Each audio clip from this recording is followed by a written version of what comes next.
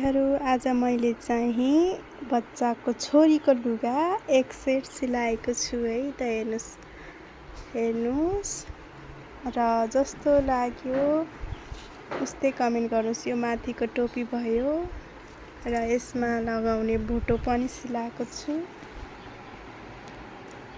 यो भोटो भयो बिचको, अनि यो हेर्नु न, यो चोलियोला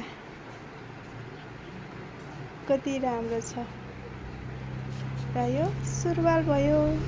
मैले आइरन चाहिँ लगाएको छैन, एक सेटमा यति तयार भएको छ। यो बच्चालाई झन्डै टोपी चाहिँ मिल्दैन। अहिले हालसालैलाई भर्खरै जन्मेको 1-2 महिनासम्मलाई होला।